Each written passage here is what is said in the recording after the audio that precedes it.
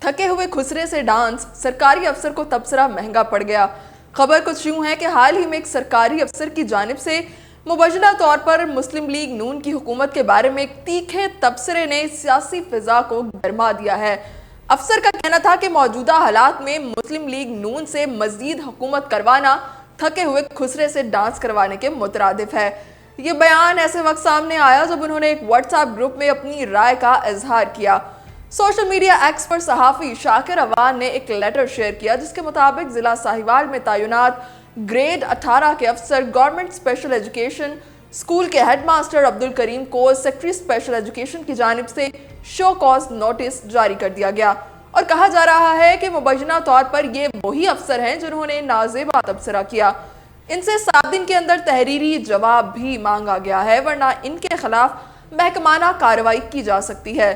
Notice میں کہا گیا ہے کہ ان کا بیان حکومت کے لیے ممکنہ طور پر شرمندگی کا باعث ہے اور یہ کہ انہوں نے پنجاب سول سرونٹس قواعد 1967 کی خلاف ورزی کی ہے، خاص طور پر آرٹیکل 22 کی خلاف ورزی کی گئی ہے۔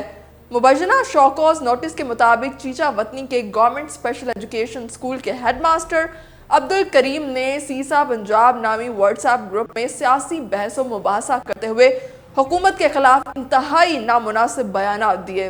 ان کا کہنا تھا کہ موجودہ حالات میں مسلم لیگ نون سے مزید حکومت کروانا تھکے ہوئے خسرے سے ڈانس کروانے کے مترادف ہے۔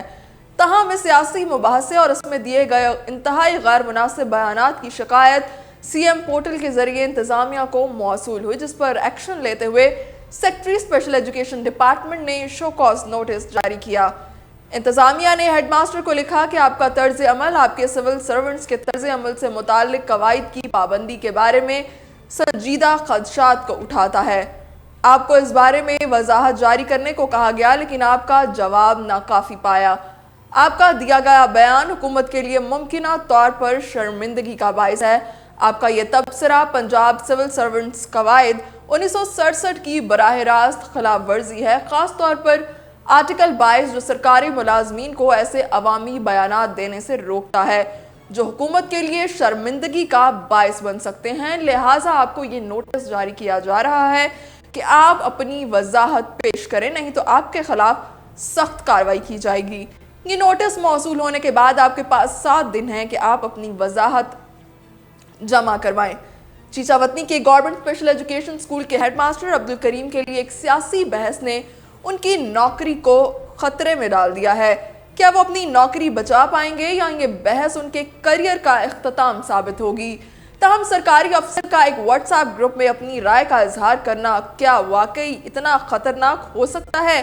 اب آپ کو اس بات کا بخوبی اندازہ ہو گیا ہوگا۔